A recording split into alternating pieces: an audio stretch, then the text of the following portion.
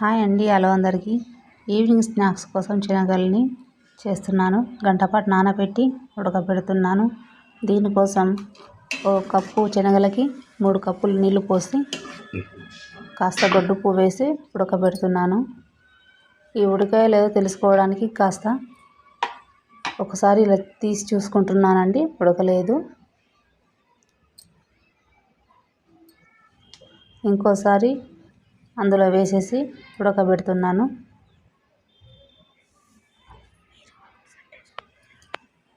ఇవి ఉడికేలోపు ఇందులో కావలసిన మిర్చీలు, ఉల్లిపాయలు కట్ చేసుకున్నాను. ఇప్పుడు బాండి పెట్టి ఆయిల్ వేసి ఒక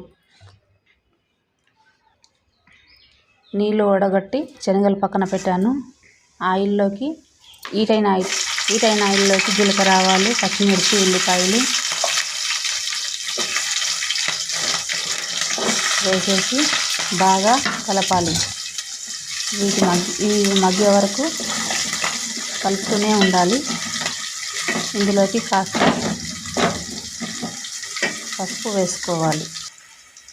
చిటికెడంత పసుపు వేసుకొని కలిపెట్టుకొని ఇందులో మనం పక్కకు ఉడగొట్టుకున్న శనగలు ఉన్నాయి కదండి, అవి కలుపుకోవాలి. ఇందులో కలిపి బాగా కలపాలి. శనగలను సాల్ట్లో వేసి బాగా కలిపి సాల్ట్ తక్కువ అనుకుంటే పైనుంచి కాస్తంత చిటికెడు టేస్ట్కి తగ్గట్టుగా సాల్ట్ వేసుకొని బాగా కలుపుకోవాలండి. చూడండి ఎంత బాగా వచ్చింది. కాస్త తక్కువ అనిపించింది మాకు, సాల్ట్ వేస్తున్నాను.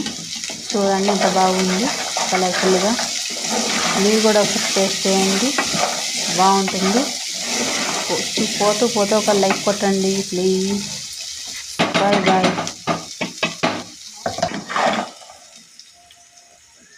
ఒక లైక్, ఒక సబ్స్క్రైబ్.